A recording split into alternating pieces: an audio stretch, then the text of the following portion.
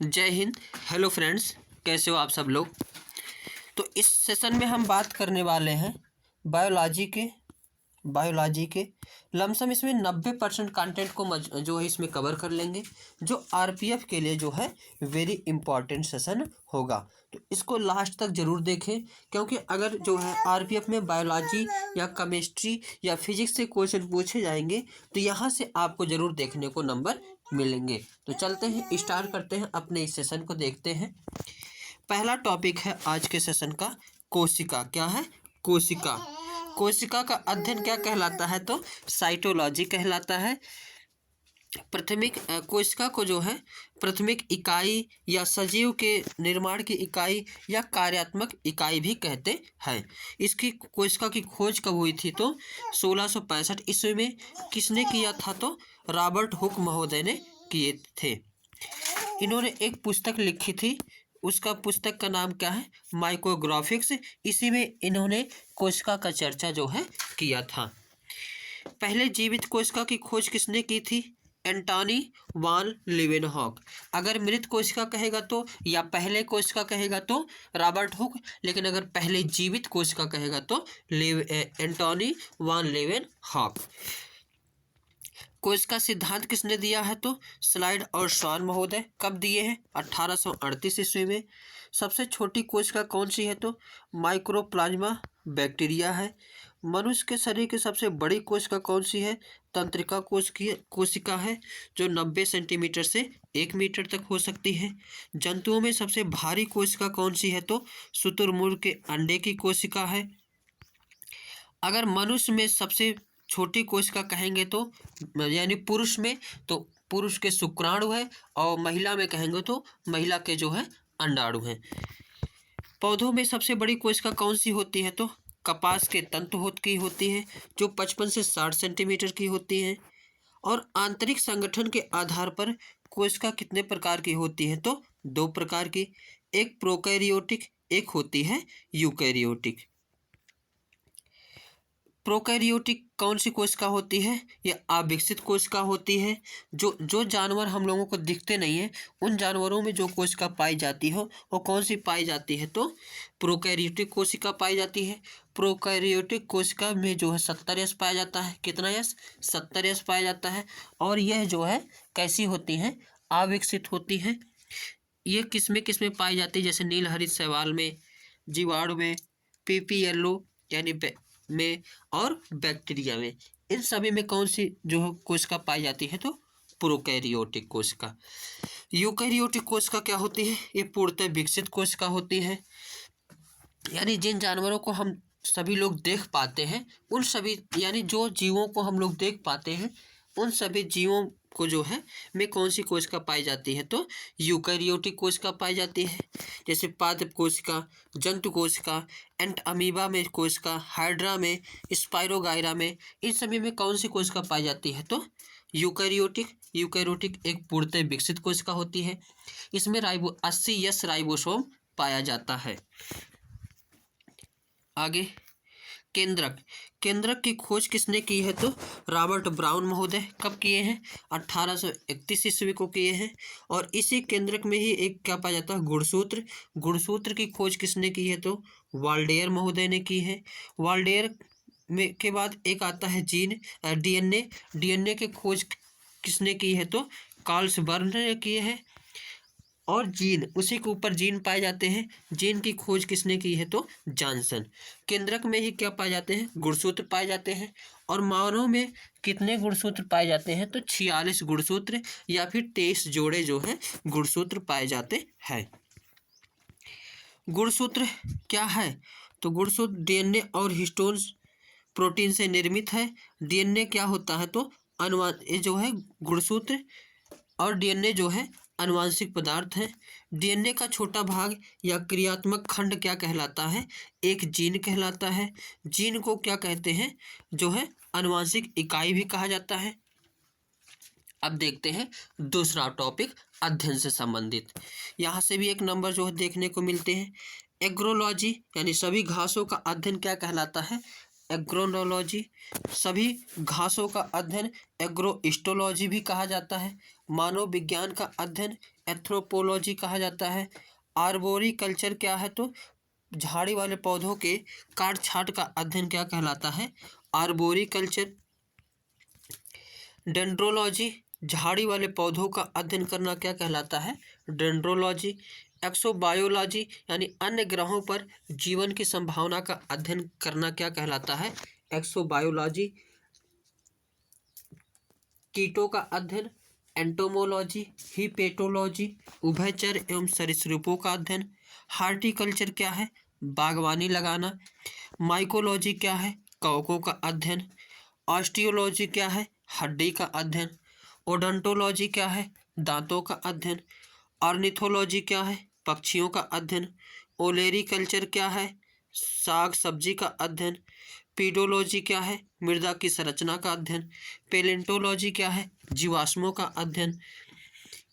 Apiculture, मधुमक्खी पालन। Pisciculture, मछली पालन। सेल्वीकल्चर, वनों का विकास।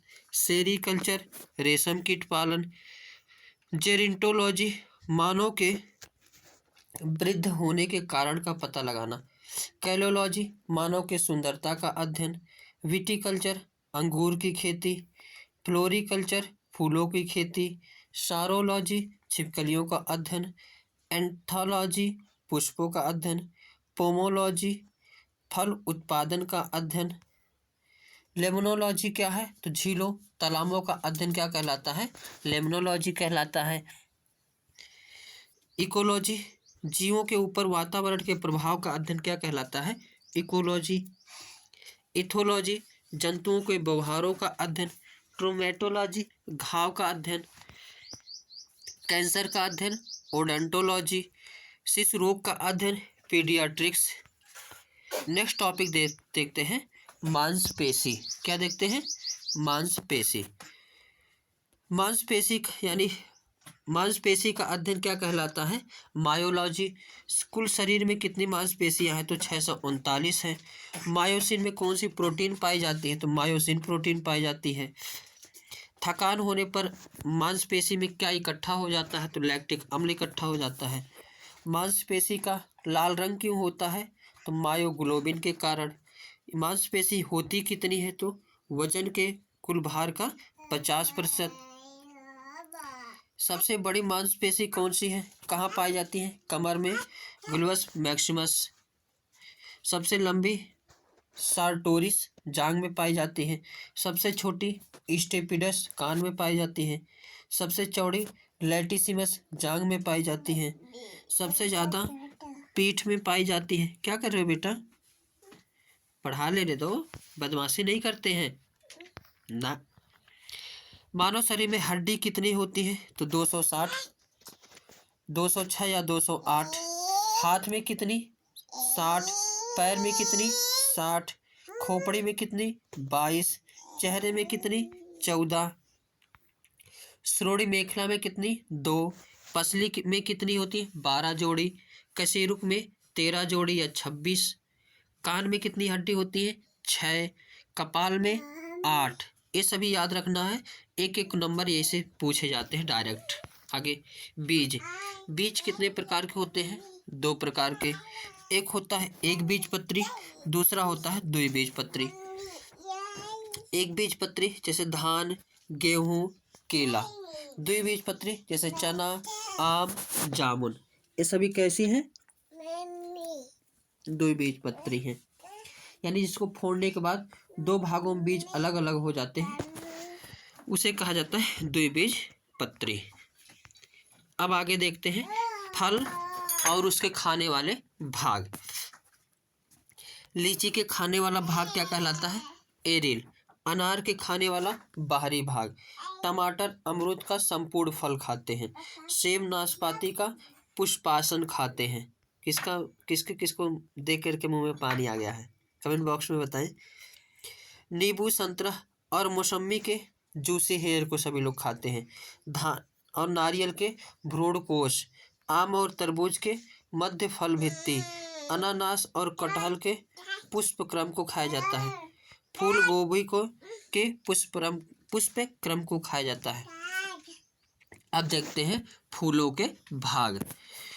फूलों के कौन कौन से भाग होते हैं? बाह्य दलपुंज, दलपुंज, पुमंग और जायांग। बाह्य दल में ये जो हरा वाला भाग है ये क्या कहलाता है? बाह्य दल। दलपुंज क्या होता है? ये रंगीन वाला, ये जो बाहर वाला ये दलपुंज होता है।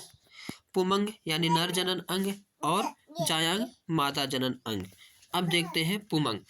पुमंग के अंतर्गत क्या क्या आते हैं? तो पुमंग यानी नर जनन अंग, इसमें पुंकेसर आता है, परागकोश आता है और परागण। एक एक नंबर यहाँ से मिलते हैं, याद रखना सभी लोग।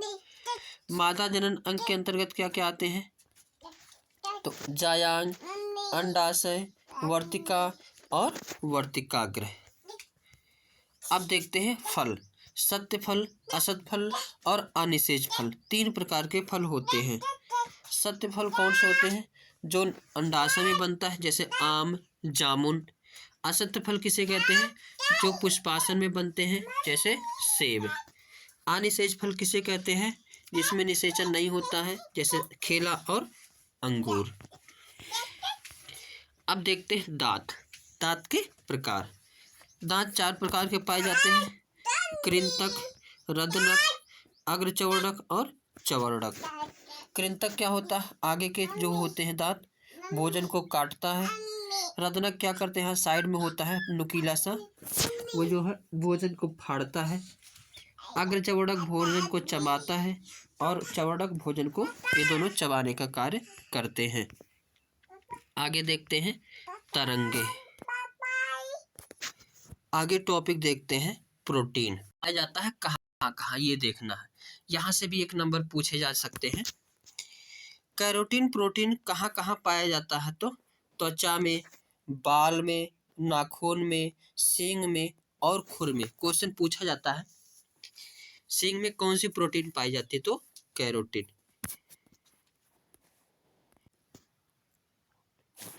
जिन प्रोटीन कहाँ पाई जाती है? तो मक्का में।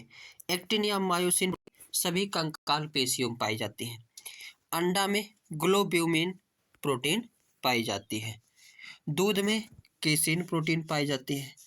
अनाज में ग्लूटेन्सिस प्रोटीन पाई जाती है। दाल में प्रोलैमिनस प्रोटीन पाई जाती है। रुधिर में ग्लोबी प्रोटीन पाई जाती है। अब आगे देखते हैं तना और उसके उदाहरण। जो है ये सब तना का ही रूप है, जैसे प्रकंद। तने में भी कई प्रकार से आते हैं: प्रकंद, कंद, सल्ककंद, घनकंद। तो प्रकंद में जैसे हल्दी और अदरक तने का उदाहरण है, लेकिन किसका? प्रकंद का। कंद में आलू, सल्ककंद प्याज और लहसुन, घनकंद अरबी।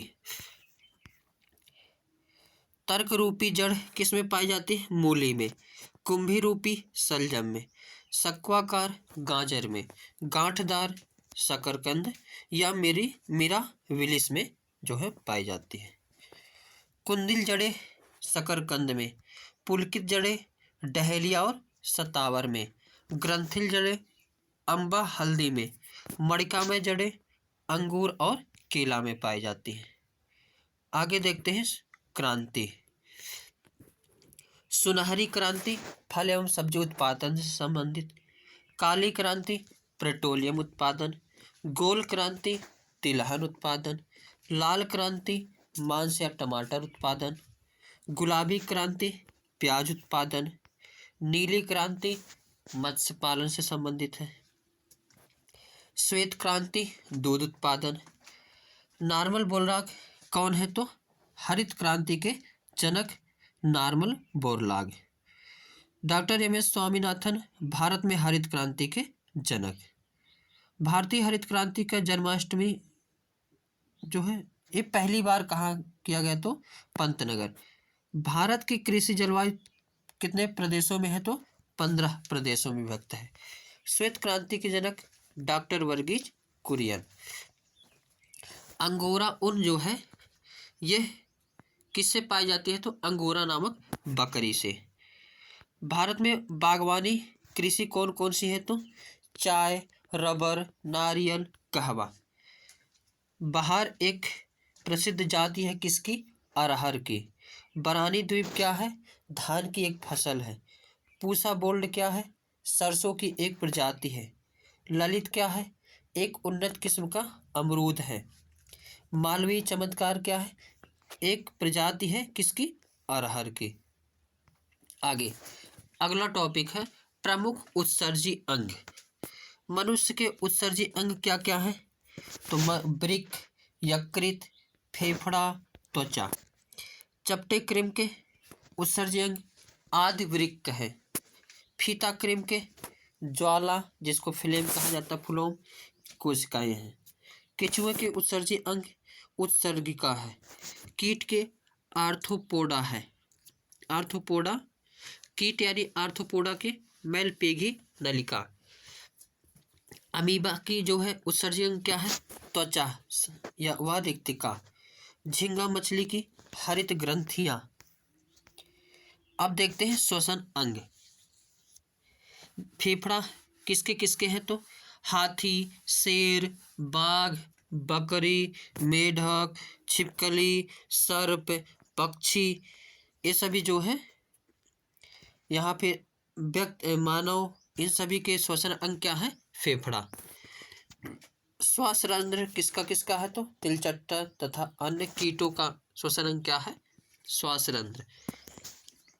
क्लोम या गिल से यानी गलफड़े से कौन से जीव जो है सांस लेते हैं? तो मछलियां व जलीय जीव। अब जलीय जीवों, ये कुछ जीवों के उत्सर्जी पदार्थ क्या क्या है? मछली, जलीय जंतु, इन सभी के उत्सर्जी पदार्थ अमोनिया। पक्षी, छिपकली, सर्प के जो है उत्सर्जी पदार्थ यूरिक अम्ल। सीपी, घोघा के अमीनो अम्ल। मनुष्य, वयस्क, उभय के जो यूरिया। वृक्क द्वारा क्या पदार्थ उत्सर्जन किया जाता है? नाइट्रोजनी पदार्थ। फेफड़ा द्वारा CO2 एवं जलवाष्प।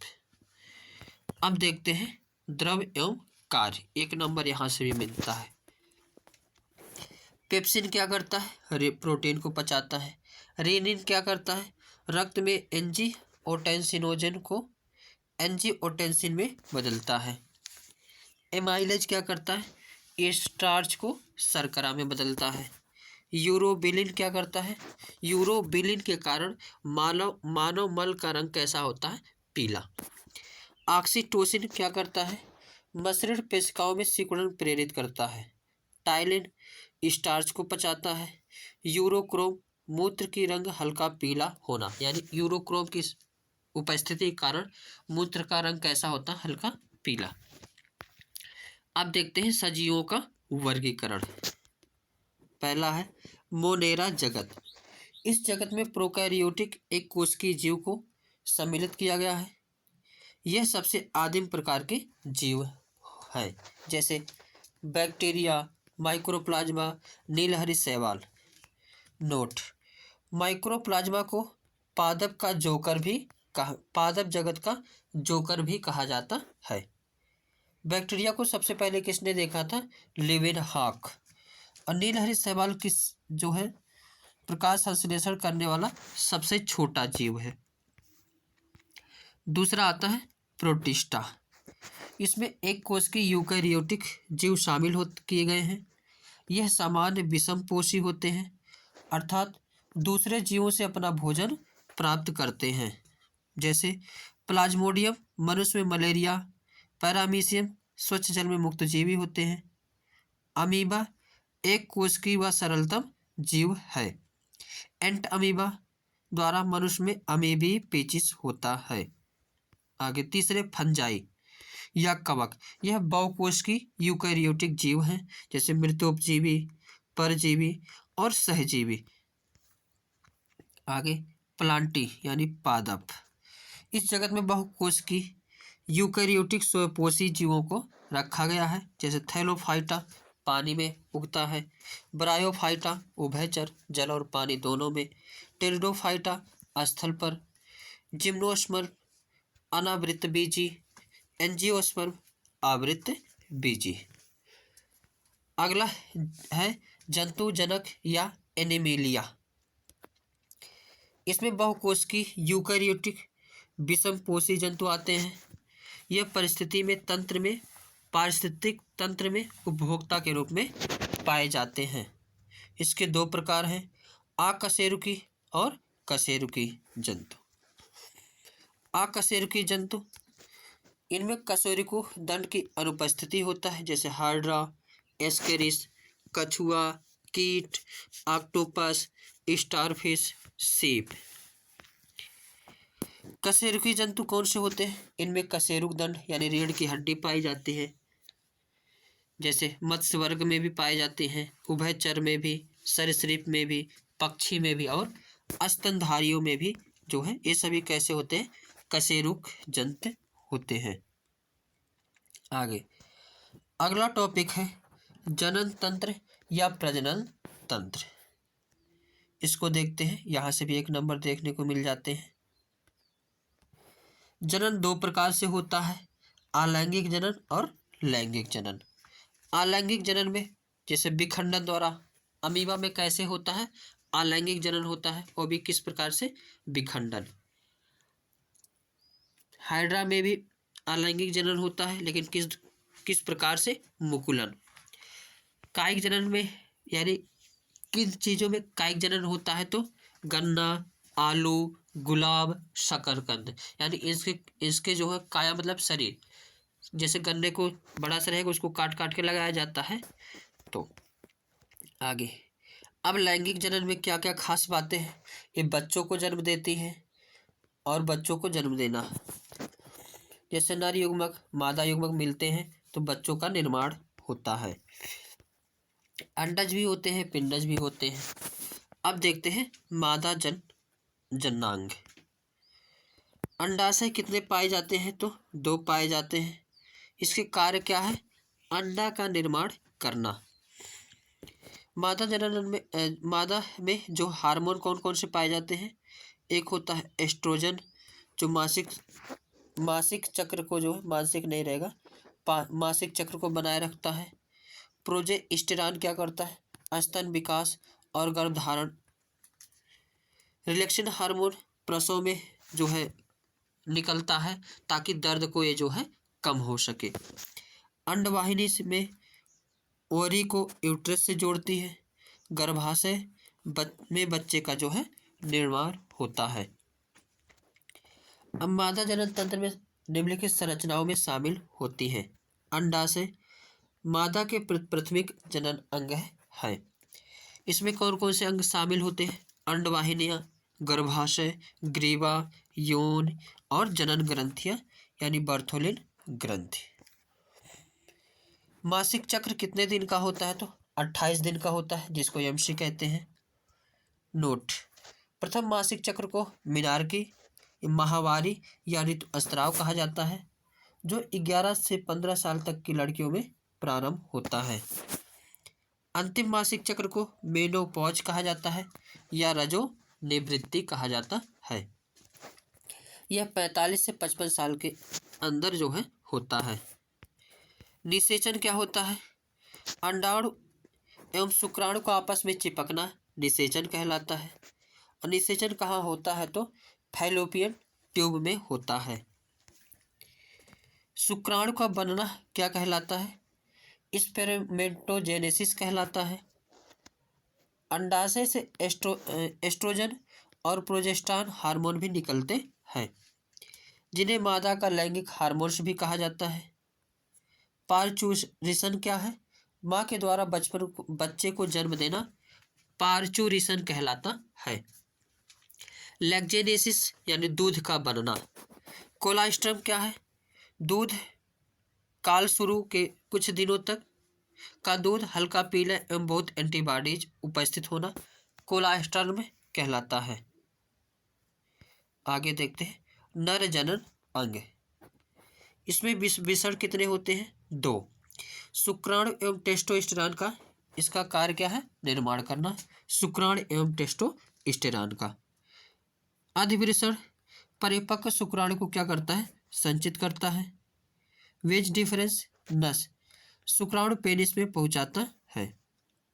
शिश्न शुक्राणु को मादा जनन तक पहुंचाना इसका कार्य होता है। वृषण 5 सेंटीमीटर लंबे व 2 से 3 सेंटीमीटर मोटे प्राथमिक नर जनन अंग है। इसमें सेमिनोफेरस नलिकाओं में शुक्राणु का निर्माण होता है। शुक्रवाहिनी के अंतिम छोर पर शुक्राशय से जुड़ा रहता है, जिससे स्त्रावित शुक्र व द्रव वीर्य के निर्माण में सहायक होता है। वीर्य एक बार में 3 से 5 ml निकलता है। इसका पीएच मान कितना होता है? 7.3। इसमें कौन सी शर्करा पाई जाती है? फ्रक्टोज शर्करा। और इसमें कितने शुक्राणु होते हैं? तो 40 करोड़। अब ये प्रक्रिया कैसे होती है? पहले अंडाणु और शुक्राणु मिलते हैं तो जाइगोट का निर्माण करते हैं, उसके बाद ब्लास्टोसिस्ट होता है, उसके बाद भ्रूण बनता है, फिर धीरे धीरे बच्चे का निर्माण होता है। अगला टॉपिक है उत्सर्जी अंग। उत्सर्जी अंग में पहला देखेंगे वृक्क।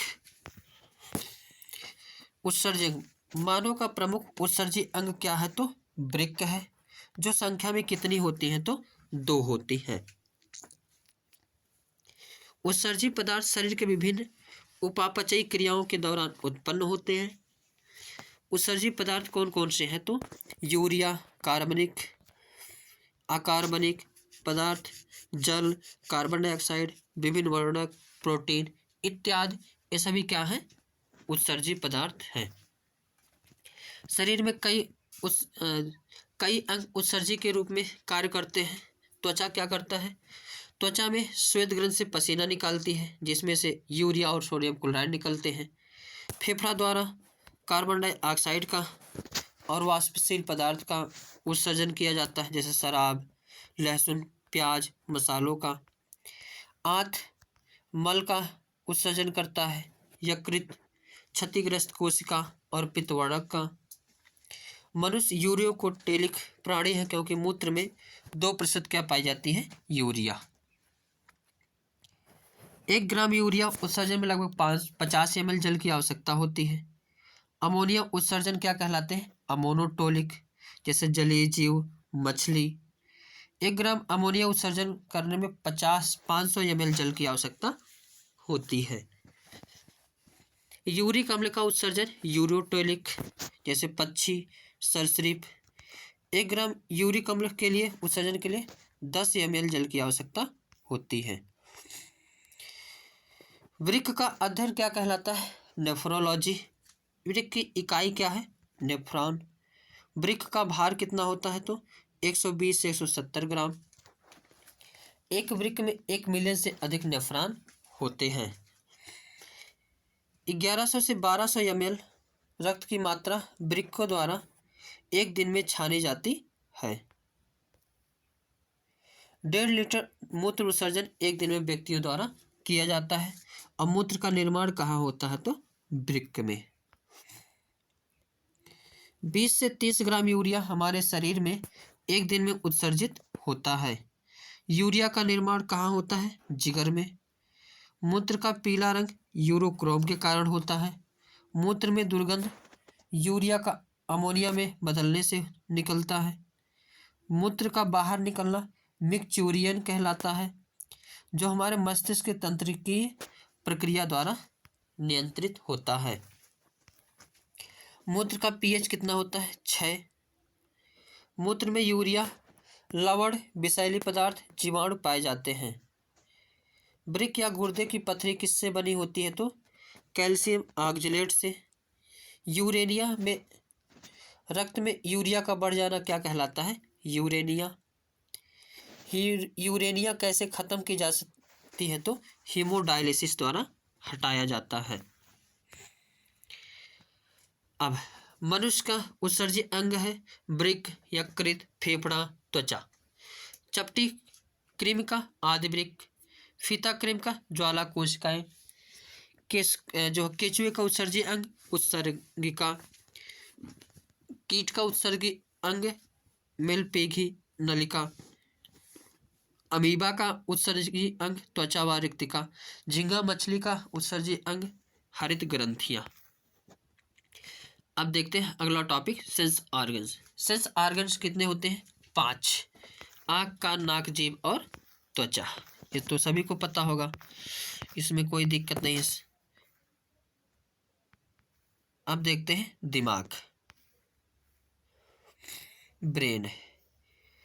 सबसे लंबी कोशिका किसमें कौन सी है? कोशिका न्यूरॉन है। आवश्यक तत्व क्या होते हैं? सोडियम। अंतिम भाग एक्सटम। जो दिमाग के कितने भाग होते हैं? 3। अग्र मस्तिष्क, मध्य मस्तिष्क और पश्चिम मस्तिष्क।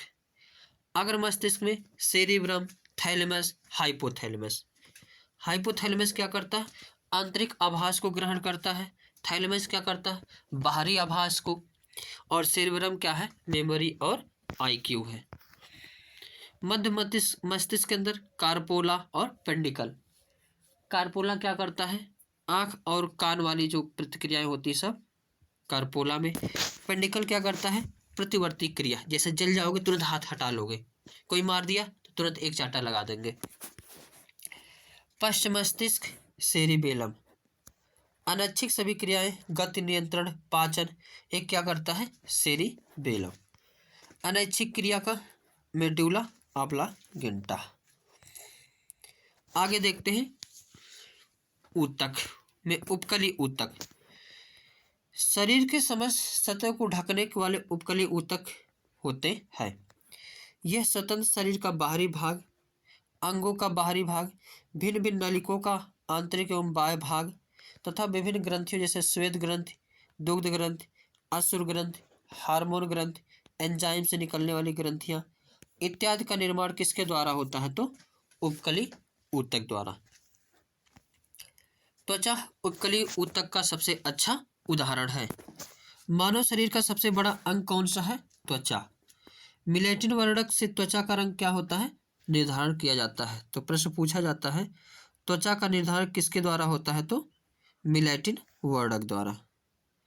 केराटिन, इसमें जो केरोटिन प्रोटीन कैसा होता है? मृत होता है, जो नाखून, बाल, सींग, खुर और कवच में पाया जाता है। संयोजी ऊतक 2 होते हैं, समान संयोजी ऊतक और वसीय संयोजी ऊतक। जानवर तथा बालकों में ज्यादा वसीय संयोजी ऊतक पाए जाते हैं। अब देखते हैं सामान्य संयोजी ऊतक 2 प्रकार से, तरल संयोजी ऊतक और कंकाली ऊतक। तरल संयोजी ऊतक में रक्त और लसिका एक किसके उदाहरण है? सामान्य संयोजी के उदाहरण है। कंकाली ऊतक में अस्थि, उपास्थि, लिगामेंट और टेंडन होते हैं। नोट: संयोजी ऊतक में जीवित कोशिकाएं तथा इसका मूल पदार्थ मृत कोशिकाएं दोनों उपस्थित होता है। एक होता है पेशी ऊतक। यह विशेष ऊतक है जो विभिन्न अंगों को ढकने का काम करती है। यह एक्टिन एवं मायोसिन प्रोटीन से बनी होती है।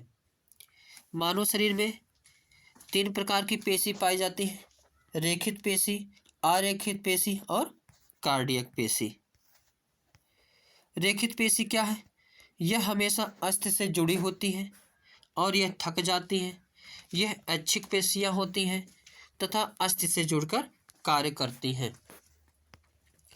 एक होती आरेखित पेशी। यह स्वतंत्र पेशियां होती हैं। यह अंगों का निर्माण करती हैं। यह कभी नहीं थकती हैं और यह स्वतंत्रता पूर्वक काम करती हैं। तो प्रश्न पूछा जाता है स्वतंत्रता पूर्वक कौन सी पेशी कार्य करती है? तो आरेखित। कार्डियक पेशी क्या होती है? अब देखते हैं कार्डियक पेशी। इसकी संरचना कैसी होती है? रेखित जैसी होती है, कार्य लेकिन कैसी होती है? आरेखित जैसी। ये हृदय का निर्माण करती हैं। अत्यधिक मजबूत पेशियां होती हैं। आगे तंत्रिका ऊतक मस्तिष्क के निर्माण में सहायक है। इसके अंतर्गत मस्तिष्क, नर्वस सेल आते हैं। आगे प्लांट ऊतक। प्लांट ऊतक का अध्ययन हिस्टोलॉजी कहलाता है। पादप ऊतक जंतुओं जैसे विशिष्ट नहीं होते हैं। पौधों में ऊतक वृद्धि, विकास तथा आलंबन में मुख्यतः यह सहायक होते हैं। ऊतक में भंडारण होता है क्लोरोफिल का, स्टार्च का, वर्णक को रंग देने वाले वर्णक के भंडारण का। पादप ऊतक के निम्न प्रकार हैं। एक होता विभाज्यते ऊतक, ये अस्थायी ऊतक होता है। एक होता है अस्थायी ऊतक। ये सरल अस्थायी ऊतक और जटिल अस्थायी ऊतक। विभाजनीय ऊतक, इसमें विभाजन की क्षमता अधिक पाई जाती है। इसकी कोशिका भित्ति अत्यंत पतली होती है, लेकिन कोशिका द्रव्य रहता है। यह ऊतक पौधों की लंबाई मोटाई बनाने में सहायता प्रदान करती है। ऑक्सिन हार्मोन भी विभाजकीय ऊतक द्वारा निर्मित किया जाता है। सभी शीर्ष पर विभाजकीय ऊतक पाया जाता है जो लंबाई बढ़ाने का काम करती है। सरल अस्थायी ऊतक 3 प्रकार के होते हैं: स्थूल कोण, मृदु ऊतक और दृढ़ ऊतक। स्थूल कोण क्या करती है? पत्ती को क्या करते उठाती है। मृदु ऊतक क्या होता है? फल का ऊपरी परत क्या कहलाता है? क्या होता है? मृदु ऊतक। जो एक फल होते हैं जिसका कठोर पार्ट ऊपर वाला होता है, वो किसके उदाहरण है? तो दृढ़ ऊतक के, जैसे नारियल का जो ऊपरी पार्ट है, और आम का ऊपरी पार्ट मृदु ऊतक होता है। पत्ती में जो उठती है उसको क्या कहा जाता है? स्थूल कोण। अब देखते हैं विशिष्ट अस्थायी अस्थायी ऊतक, जैसे जाइलम। जाइलम एक प्रकार का ऊतक है जो पेड़ पौधों में पाया जाता है। यह जल, खाद और खनिज का जो है परिवहन करता है। फ्लोएम, यह भोजन पत्तियों से पूरे भाग तक पहुंचाता है।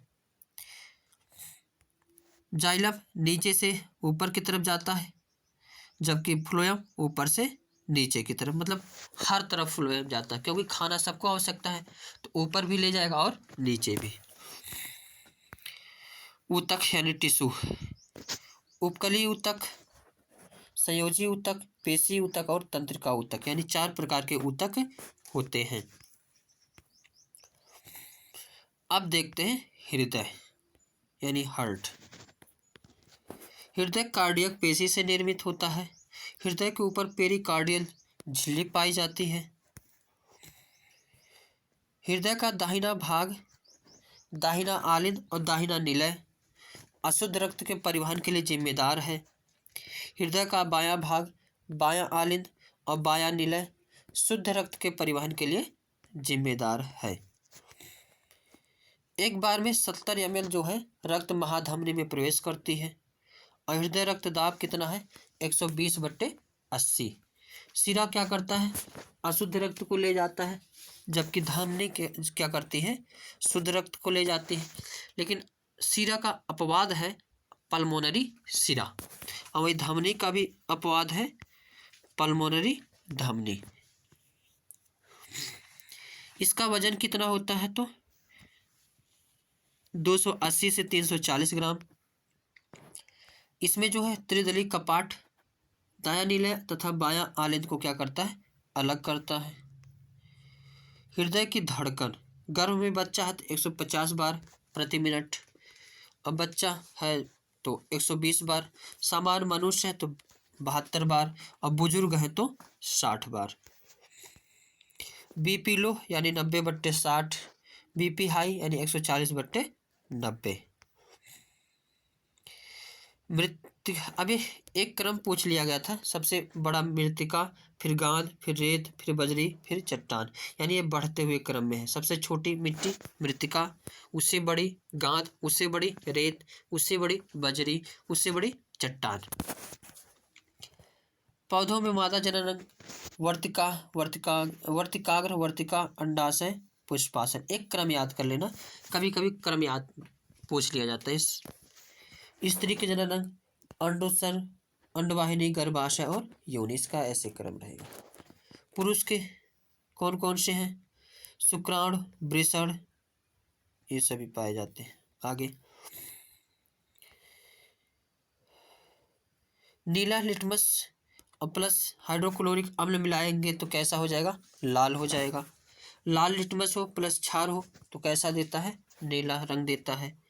फिनालेप्थलीन हो, HCl हो तो रंगहीन हो जाता है। फिनालेप्थलीन हो यानी OH हो तो गुलाबी रंग देता है। फिनालेप्थलीन हो, आंसू जल हो तो कैसा देता है? रंगहीन देता है। CO+N2 गैस मिलाओगे तो प्रोड्यूसर गैस बन जाएगा। CO+H2 मिलाएंगे तो वाटर गैस बन जाएगा। मुख्य पोषक तत्व कौन कौन से होते हैं? नाइट्रोजन, फास्फोरस और पोटास। गौण पोषक तत्व कैल्शियम, मैग्नीशियम एवं गंधक। सूक्ष्म पोषक तत्व लोहा, zinc, copper, manganese, molybdenum, boron एवं क्लोरीन। प्रबल और प्रबल अम्ल मिलाएंगे तो प्रबल अम्ल और प्रबल क्षार मिलाएंगे तो उदासीन दुर्बल लवण बनता है। अम्ल और प्रबल क्षार मिलाएंगे तो क्षारीय लवण बनता है। प्रबल अम्ल और दुर्बल क्षार मिलाएंगे तो अम्लीय लवण बनता है। पेनिसिलिन की खोज किसने की थी? Alexander Fleming. चेचक के टीके का निर्माण एडवर्ड जेनर। रेबीज के टीके का निर्माण रेबीज की खोज किसने की थी? Louis Pasteur. एंथ्रेक्स जीवाणु रॉबर्ट कोच। इंसुलिन की खोज एफ बेंटिंग। आगे मानव निर्मित फाइबर है। प्राकृतिक रेशा रेयान जो है मानव निर्मित फाइबर है। प्राकृतिक रेशा शुष्क जीट कॉटन। कृत्रिम रेशा रेयान। प्राकृतिक रबर क्या है? आइसोप्रीन। पीवीसी क्लोरोएथीन। नायलॉन 6 क्या है? केलोप्रेक्टम।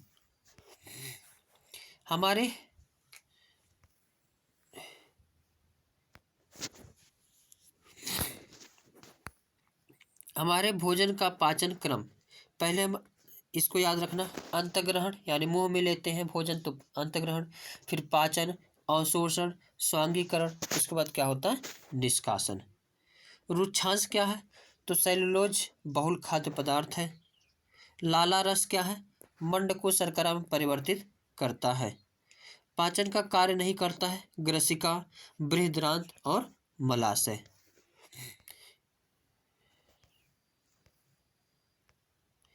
पेशी क्या होती हैं?